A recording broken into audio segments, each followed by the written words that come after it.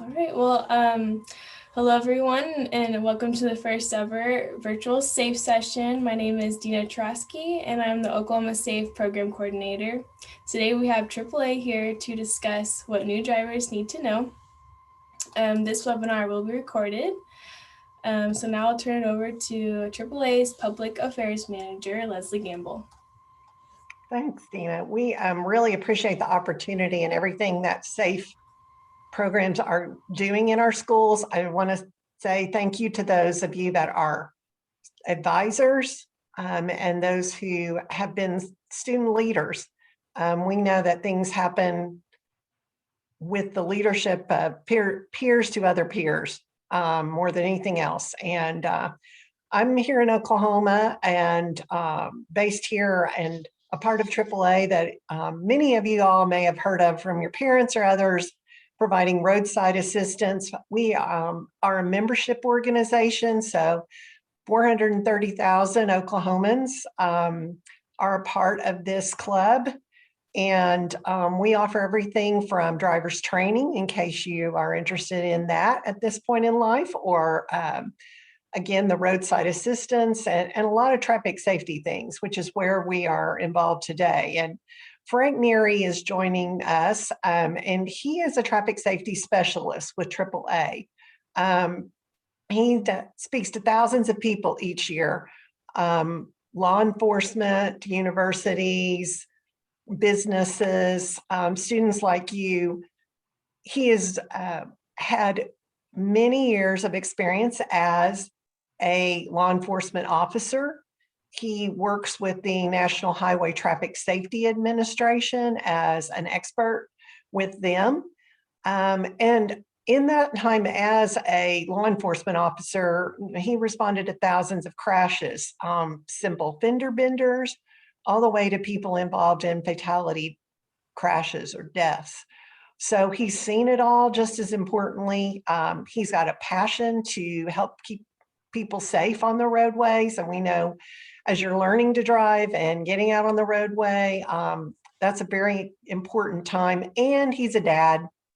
So he's a dad of young adult drivers, I believe, and he'll tell us more about that. But he knows from experience as well as training what's going on. And he's wonderfully prepared and experienced to work with us today and to give you guys some good new insights maybe you haven't heard before. So Frank, we'll turn it over to you. Thank you, Leslie. Thank you very much for that. Yeah, everything you said is true except for one thing. I will never say that I've seen it all. I will never say that I've seen it all. We've seen a lot. I've seen a lot when it comes to crashes and driver behavior behind the wheel of a car. But I learned very early on in my law enforcement career that to say you've seen it all makes the really crazy stuff come out of the woodwork. So, but I thank you for that anyway. So what we're going to do today is we are going to talk about several different topics that all relate particularly to new drivers. And by new drivers, I don't just mean people that have only gotten their or only received their learner's permit recently or in the near future, or even within the past few months. To me, a new driver is anybody that, I'll say, between 3 to 5 years or less of driving. Because in my opinion, it takes a couple of weather cycles, a couple of seasonal cycles to really get the experience of how a car reacts in certain situations. It also takes that much time to be able to see some of the crazy things that other people do on the roadway and how to respond to that and protect yourself from that. So considering we are in a virtual environment, what I have found that works the best in a virtual environment, because we have all sat through the talking heads like I am right here on your screen. So what I want to do is I want to talk about these subjects by using some recordings, some videos. There's some really good crash videos and near crash videos that I'll show.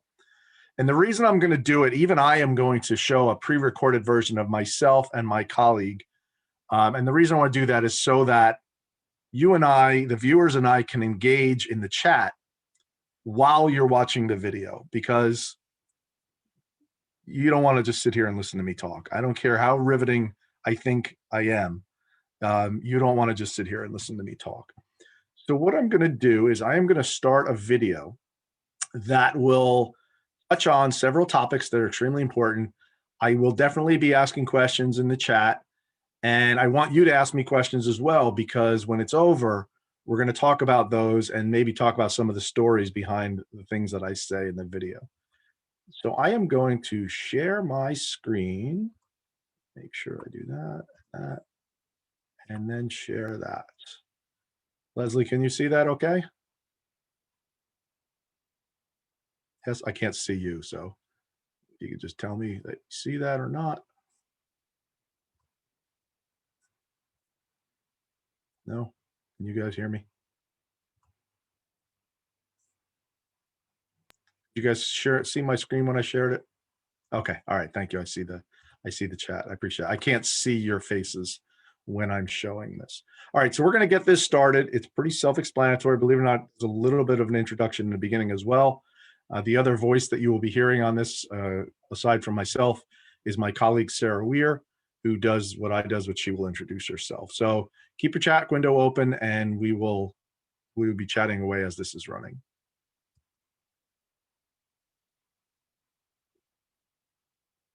All right. Hi, everyone. Thanks so much for joining us today. My name is Sarah Weir. I am a traffic safety specialist with AAA Mid-Atlantic.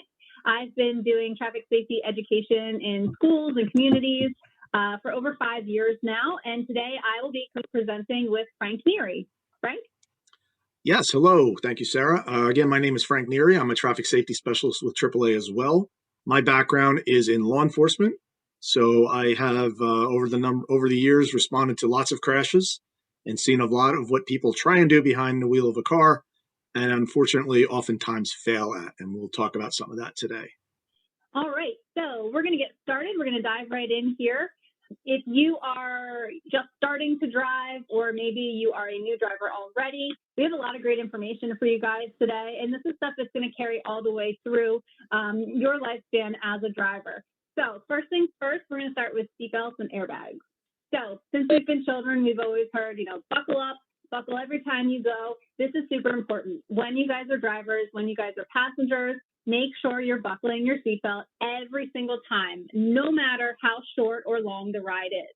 A lot of times there's the mentality of, well, I'm just going around the corner, I don't need to. Think about how many times you see a car backing up in a parking lot and they have a collision with another car that doesn't see them. Same thing for backing out of a driveway. Just the other week in my neighborhood, there was a truck that ran right into a school bus because it was looking down at its phone, and there was a collision. So even if you think you're just running to your friend's house or it's a super short trip, seatbelts are important every time, all the time. The other thing you want to do is make sure that you're wearing your seatbelt properly. We see a lot of misuse, and while seatbelts are there to save lives, if you're wearing them incorrectly, they can still cause great injury as well. When you're wearing your seatbelt, you want to make sure that it comes across the front of you, lies flat on your collarbone across the front, and then the lap portion falls across your hip bones. The collarbone, the hip bones, those are the strongest part of our bodies, and they are going to be able to sustain the forces of a crash. Now, a lot of times you might see people, especially younger children that should still be in a booster seat, or shorter adults even, they'll take their seatbelt and they'll put it behind their back. So now, instead of coming across the front of them, it's under their arm and it's cutting across the front. So what's in the front with our torso? Our organs. So think about, you take the fishing line. Can you cut through a ball of Play-Doh? Absolutely. That's the same thing that the seatbelt can do if you're wearing it incorrectly under your arm and across the front. One of the other things we see is when people put it completely behind their head, so the seatbelt's actually resting on the back of their seat, you only have a lap belt. So if you were to fly forward because of a crash, nothing is going to be holding the top of your body up. So again, make sure you're buckling up all the time, every time, and you're doing it correctly. Same goes for passengers, because any passengers that are not belted can become a projectile and fly through the vehicle and hit you, or they can be ejected. One of the other important things to know about seatbelts, and we're going to talk about airbags more in a second, a lot of times I have students say, well, I have airbags, I don't need to wear a seatbelt. The thing is, the seatbelt is keeping you secured in the path that the airbag is going to come out. If you're not belted and you are in a crash, that airbag is still going to come out just exactly in the path it's supposed to and it was designed to, but you could already be ejected out the back or the front or flying to the side. That seatbelt is working together with the airbag to keep you as safe as possible when you're driving. So we have airbags. Like I said, when you use them properly together with a seatbelt, the chances of surviving a crash are so much greater than when you're not buckling up and having yourself in front of the airbag where you need to be. When you have an airbag go off, you might have been in a crash where this has happened before. You might be driving for many, many years and it might not happen. Airbags go off 200 miles per hour. The chemical reaction that creates this explosion and it goes so fast. Well, why does it have to be so fast? It needs to be able to come out and deploy and already start deflating before you hit it. Because if it was coming out and it was still expanding and you hit it, it would be like hitting a wall. So they come out super fast, they come out super loud, and they come out that way to make sure that you are hitting more of a cushiony landing, we'll say, than something like the steering wheel that is metal, that's covered in leather. Every single time I do this, I get someone that raises their hand and says, well, I heard that you can be killed by airbags. You can, because a lot of times people don't realize they need to sit at least 10 inches or more away from the center of the steering wheel as the driver. When you get people that are sitting too close, a lot of times if you're shorter or if you got in the car and you didn't adjust to the seat for you and maybe it's adjusted for a family member, if you're sitting right up on that, it's exploding into you and hitting you instead of if you have that space where it can explode, come out, and then you make contact with it. So yes, you can be killed by an airbag if it's used incorrectly. What you want to do is always make sure that you're buckled, you're sitting at least 10 inches or more away from the steering wheel where that airbag is going to come out, and it is going to increase your chances of survival tenfold. We have here a video of an airbag when it's deploying. One of the things before we play it that I want to make sure you look for is that little brown furry item there is a poor, unfortunate stuffed animal that we have used for this to show you the intensity of an airbag coming out. I want you to listen for the sound. It's not going to be as loud as it will be in real life because it's through a computer on a video that was filmed on a cell phone. However, one of the things to keep in mind, when you see the intensity and hear how loud the airbag is, remember, this is a singular airbag. This is not in a new car that has knee airbags and side airbags and airbags all over the vehicle. Those can come out all at the same time, causing a lot of confusion for drivers. So just keep that in mind. This is one singular airbag deploying. 3, 2, 1. In real life, that stuffed animal goes flying. A lot of times it lands quite far from the airbag deployer that we have. So remember, it's coming out super fast, super loud. It's that chemical reaction that is sensing that collision, and it's happening. But it's to protect you from hitting those hard objects when your body comes to a stop. Wear your seatbelt correctly. Sit 10 inches or more back from the steering wheel. When you have your steering wheel, not only do you want to be 10 inches or more away from it, you also want to make sure that the center of it, the direction, is tilting towards your chest. A lot of times, people don't know that they can change the tilt of the steering wheel. And if it's tilted upwards and that airbag is coming out from the center, it's going to mess up our beautiful faces, okay? So that's why we want it to come out more at chest level and not tilted up towards our head. One of the things that I absolutely makes me cringe when I'm on the road, and even when I see family members doing it who tend to not listen sometimes, when you have your feet on the dashboard, think about everything I just said about airbags. Think about the intensity. Think about the tilt of the steering wheel coming out at chest level, not at our face. If you would like to become a human pretzel, then there you go. You can have that opportunity by putting your feet on the dashboard. It's very unsafe, can cause extreme lower body injuries. Definitely something you want to keep your passengers and yourself from doing when you're in the car, strictly because the airbags are coming out right there. And again, always buckle up, no matter how short or long the distance is. All right, now I'm going to hand it over to Frank, and he is going to start with distracted driving.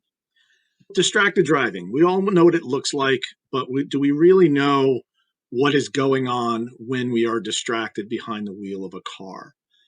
If you think about the tens of thousands of things that can distract you while driving, and I mean literally tens of thousands of things that can distract you, every one of those things falls into at least one of these three categories.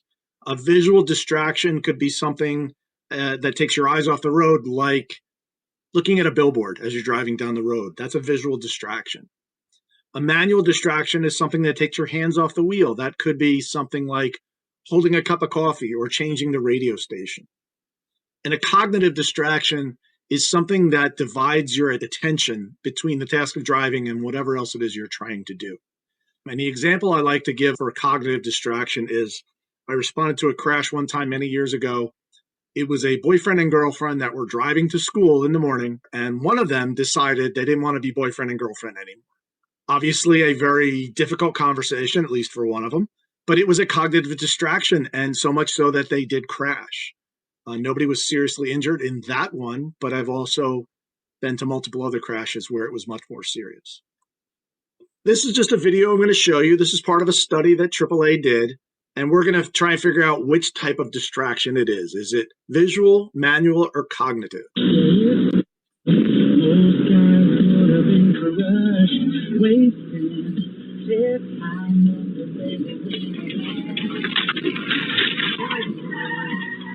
Okay, so it happened very quick, and I'm not going to show it again because we have a number of videos to show. But what happened there is if you were watching closely, you saw in the side window that a car passed, and the driver immediately turned his head to look at the car, whether it was someone he knew or, he liked the car or whatever. That was a visual distraction. And he went off side of the road on one side and then overcorrected and went to the other side of the road. Thankfully, he didn't hit anything major, but that was a visual distraction. So here's another one. Tell me what you think, visual, manual, or cognitive?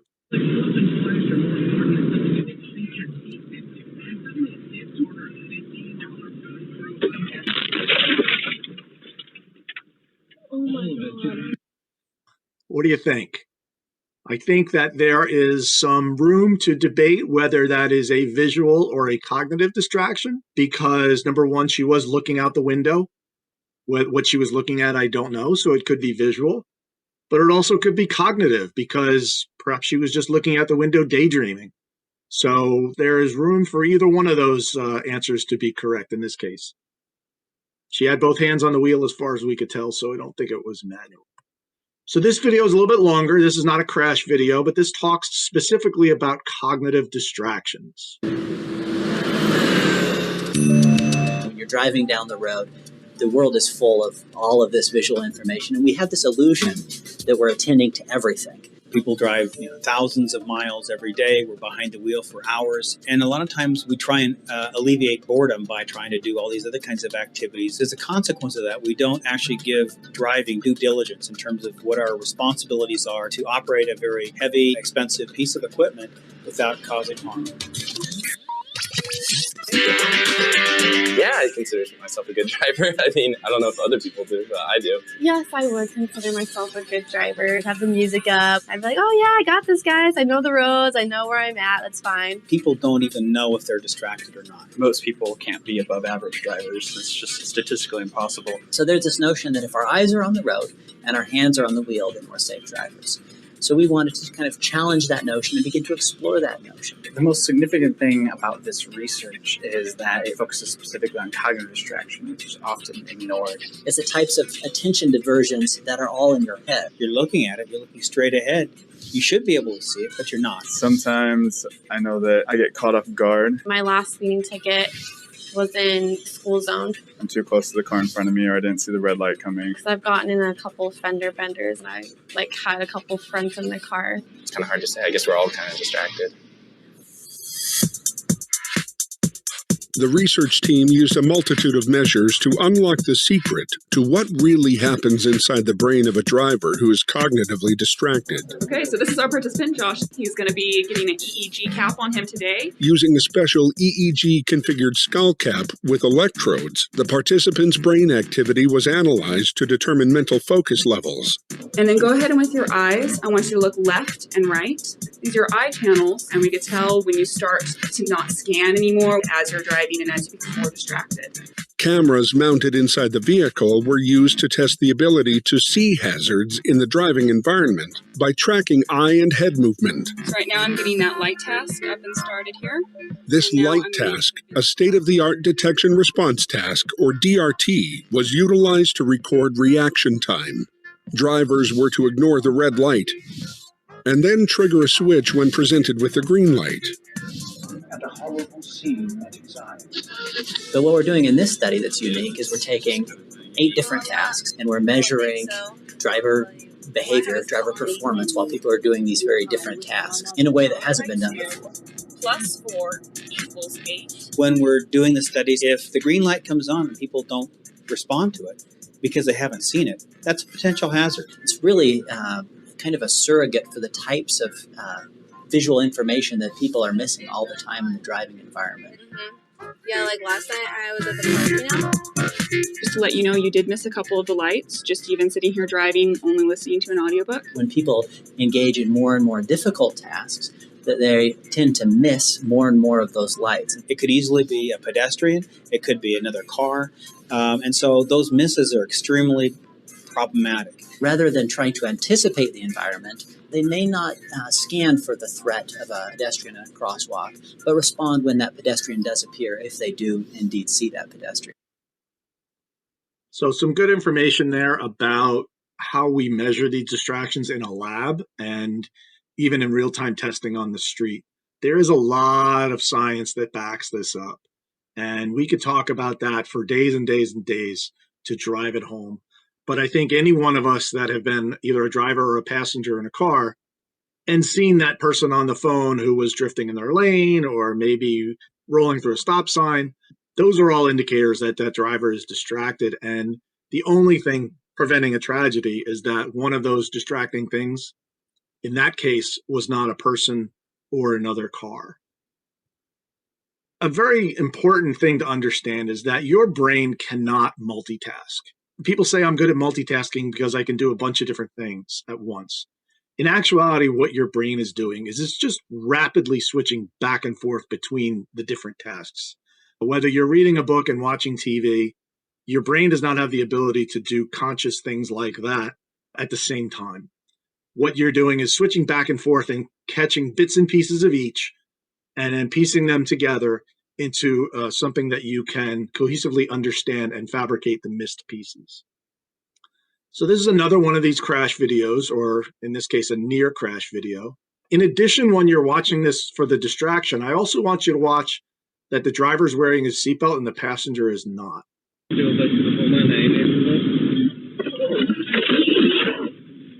We almost died. The passenger, when that happened, said, "Oh, we almost died."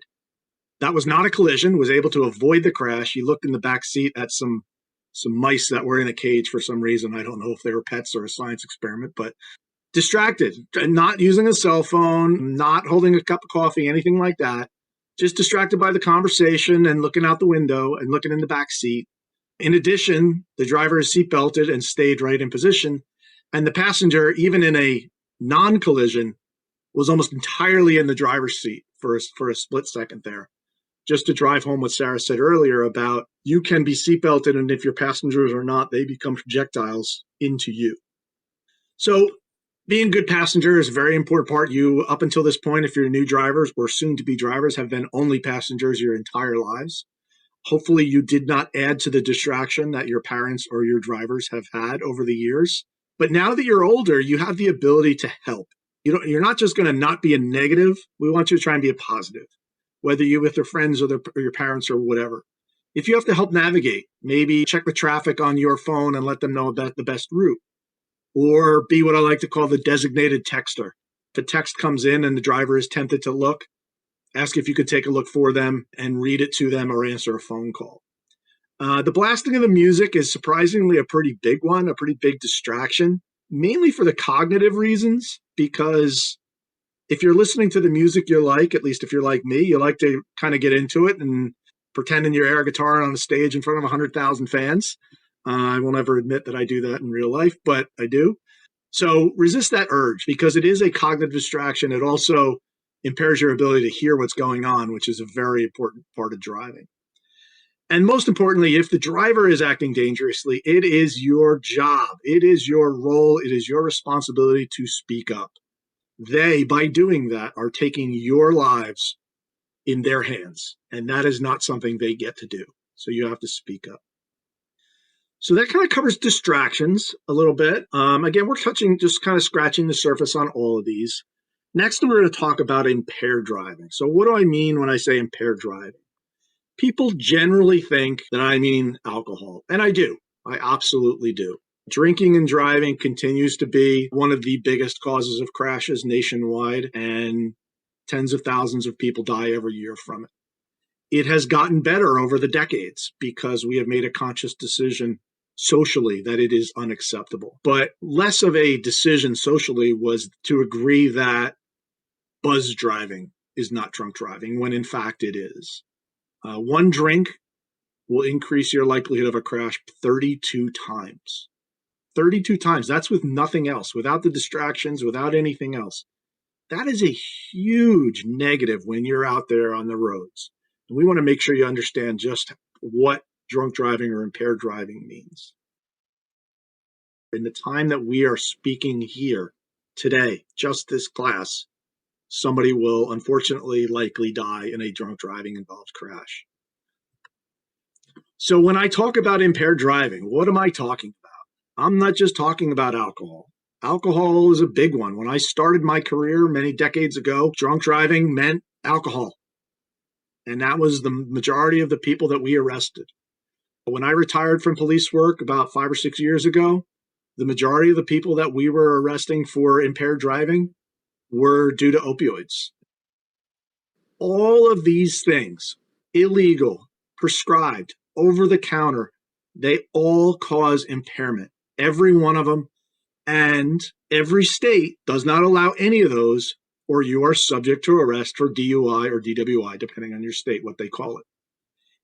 A good way to think about it is this, and you may have seen this commercial. It was a national commercial, but it kind of drives home the point best. If you feel different, you drive different. Now, depending on what you're taking, alcohol or different types of drugs, it may impair your ability to understand that, but it is still true. In states where marijuana has become legal or is about to become legal, we hear people say, well, I drive better when I'm stoned. That is the most ridiculous, nonsensical thing I've ever heard. No, you feel better or you think you drive better. You do not. It slows coordination. It impairs your judgment. It definitely impairs your reaction time. And when you're driving, split seconds count. Important thing to understand is that people that use illegal drugs, at least, generally do not use them alone. They may combine drugs or combine, let's say, marijuana and alcohol.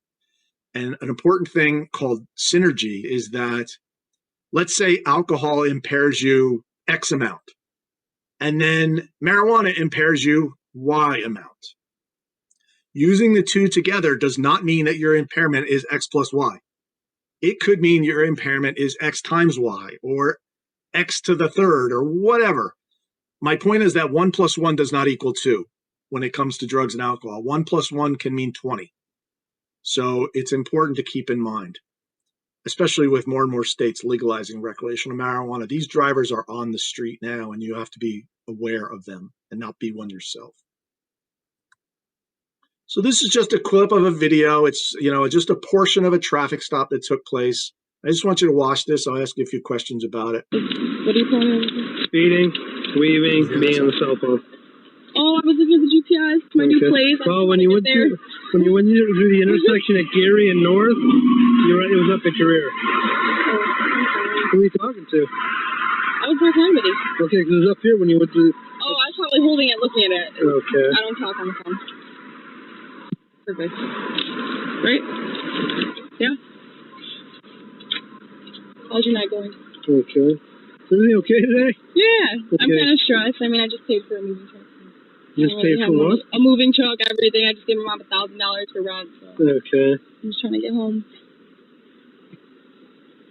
Anything to drink tonight? No, sir. Taking any prescription medications or anything? No. No? Okay. Any street drugs? Not at all. Okay. So you're kind of bouncing all over the place. Really? Yeah, you're talking really fast. Your head's darting all over the place. Oh. Okay. Look at your eyes. Can you take my finger from over there? I see your head still, okay? Can I get out while I do the... No, I just want to take a look at your eyes. Well, I'm saying, okay? All right. So tell me back in a minute, okay? Okay, thank you. So that is just a very small portion of what looks like a typical traffic stop. If you think to yourself, what was the reason the driver got pulled over? There's actually multiple that they talked about. One was holding the cell phone up, which is in whatever state this is illegal, as it is in most. Also the weaving, the speeding, things like that. If you could hear, I don't know how good a quality the audio was coming across, but the driver was, talking nervously, which is not unusual in a traffic stop. People do get nervous. If I remember correctly, we're not going to watch the whole traffic stop, but I believe this driver turns out to be under the impairment of marijuana.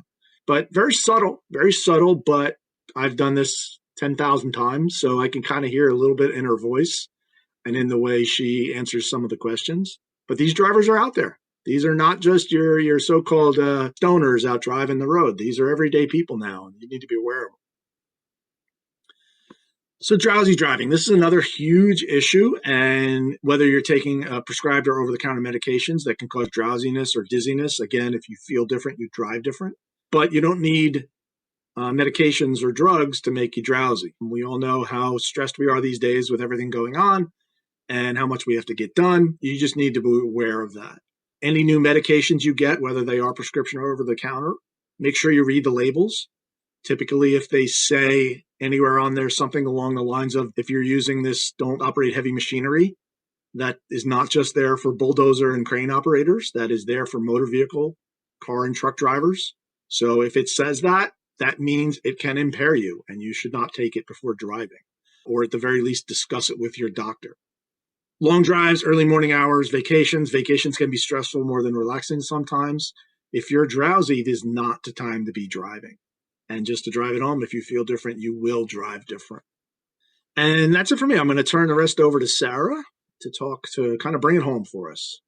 Thanks, Frank. So we're going to talk about the 100 Deadliest Days. This might be something that you've heard of. Most likely you probably have not heard of it by now, as you guys are new drivers. However, when we are talking about the 100 Deadliest Days, this is the time span between Memorial Day weekend to Labor Day weekend. This is a time when, pre-COVID especially, summer vacation, spring break, taking trips, you're driving farther away from home, you're driving to places that you might not be familiar with, you could be going with groups of friends. This is a time span where driving is the most deadliest for teen drivers. So, something to think about. Whether you are the driver and you're taking that next trip, think about having safe passengers in your car. If you're a passenger, make sure you're safe and make sure your driver is safe. This is a very, very difficult time for the safety of high school students, and it's all because of the statistics. It's not us just saying that you might be driving on fun vacations and doing things without parents, that it could be dangerous. It's because the numbers show these are the deadliest days for drivers like yourself. So one of the other things I want to talk about right now, obviously with COVID, I'm sure you've seen and heard that there are so much less drivers on the roads in certain areas, especially when COVID cases are spiking. So drivers have been a little crazier though. Because there's less traffic on the road, there's been such an issue with speeding and crashes due to that and fatalities. One of the other sides of that, though, going back to the vacations, the long drive. A lot of people are renting vacation homes. A lot of towns are staying open longer for seasons than they normally would because people are working remotely. People are learning remotely. And, you know, you have your classes virtually, hence why Frank and I are here right now with you in this format.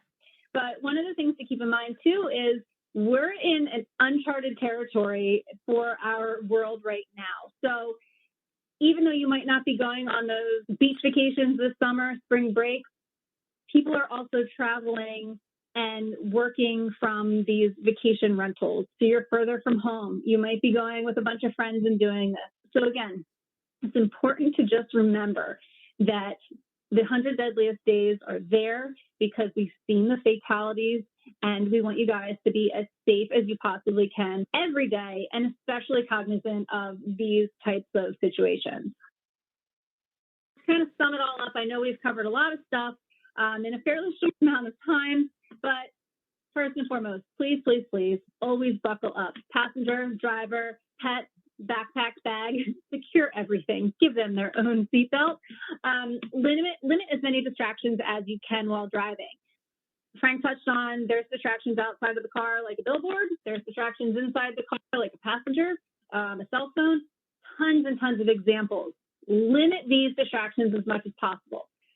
Limit the ones that you can control, such as the ones inside your car, because you can't completely control what's going to distract you outside of it. The more that you are paying attention, the better chance you will have at recognizing a situation and being able to act accordingly and safely instead of being distracted and having a crash be even more intense than it could have been if you were aware. Be a safe passenger. Unsafe passenger can cause a crash just as easily as the person with their hands on the wheel and their foot on the pedal. Recognize the dangers of impairment. Find a sober driver. Recognize it in yourself and recognize it in other people. You might be sober. Maybe you don't have a license yet, so you can't drive, but your friend that does is impaired. Make sure you're still finding another way to get home, okay? Recognize these signs. Also realize the risks associated with being a teen driver. Like I said earlier, stay alert, stay focused. You guys are learning. Even people that have been driving for years and years and years are still learning and evolving as they go. You guys have a lot of information overload happening when you're behind the wheel. So you want to make sure that you are doing everything you can as a new driver to be safe on the road. And then at the end of the day, we want you guys to be as safe as you possibly can, not just for you, but to protect other people around you. Okay, we all have families, we all have friends, we all have important people to us that are on the roads and we're sharing with every single day. So we hope that everyone acts as a safe driver to protect you and your passengers and those around you.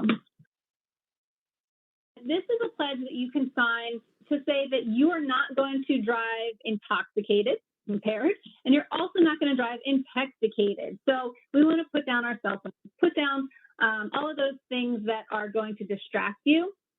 And we are going to sign a pledge and promise to be as safe as we can on the road. So we will make sure that more information is given to you about this after this session. So we are going to hand this off to the questions right now, but thank you so much for having us today. On behalf of Frank and myself, we wish you guys the best of luck and safety as you become new and skilled drivers. Thank you all and have a good day and drive safe.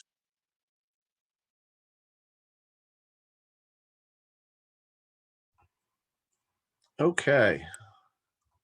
All right. So first things first, I apologize because I was not able to access the chat while the video was playing, but I did open it up a few times. I don't know if it blocked the screen, so I apologize for that. We did get some good questions, comments, things that I just want to touch on.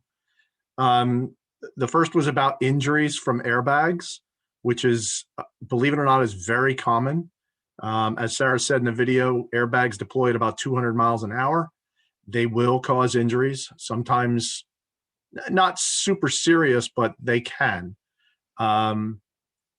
It's important to keep in mind that an airbag is not designed to prevent injury. It's designed to prevent death. So sometimes the broken nose or the bruising is the price you pay for being able to walk away from a crash. Another question I always get is what is the record for shooting the stuffed animal with the airbag deployer?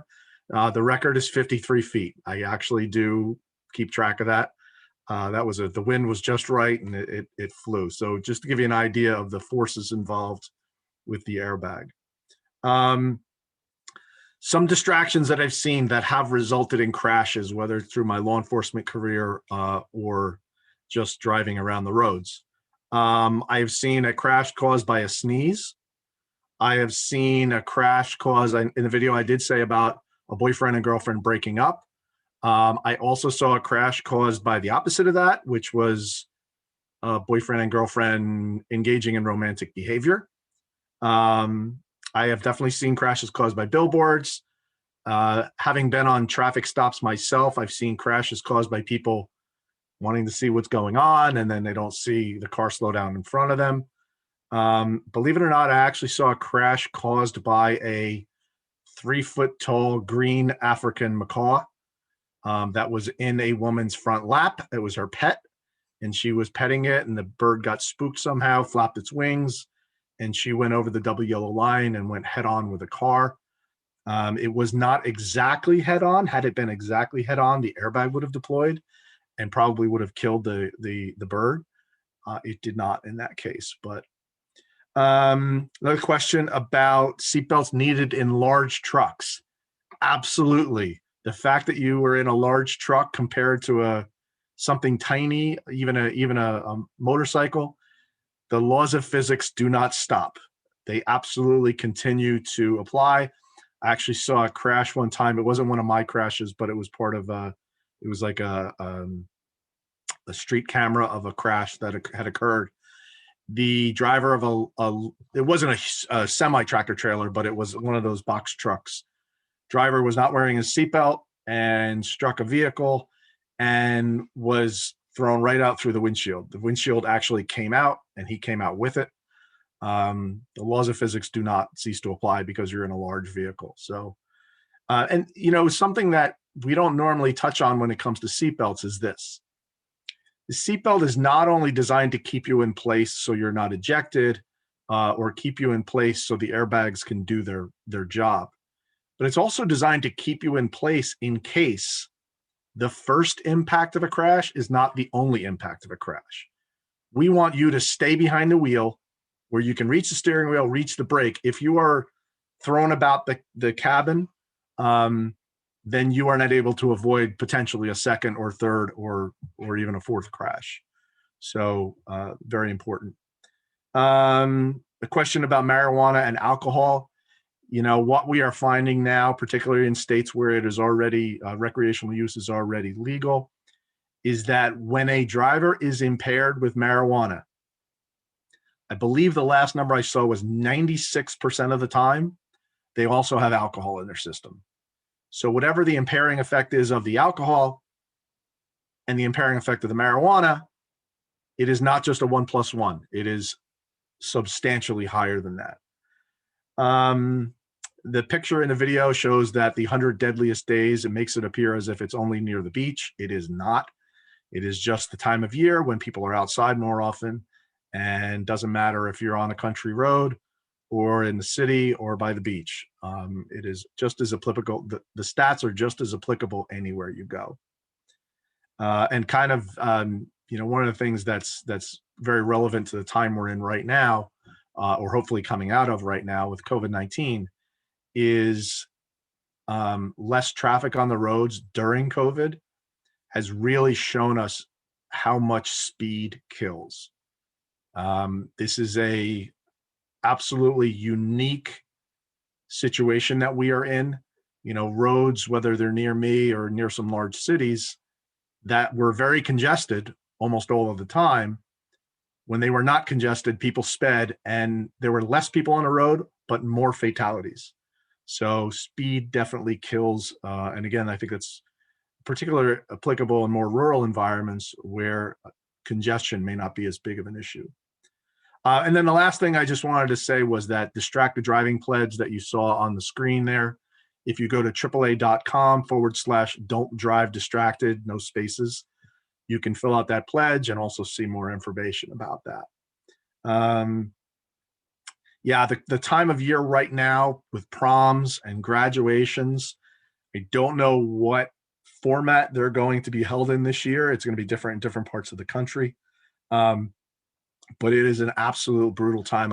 Leslie mentioned earlier that I have a young adult son who he and his friends, we have a friend who has like a bus that they use for bus trips, and they use that for their prom night.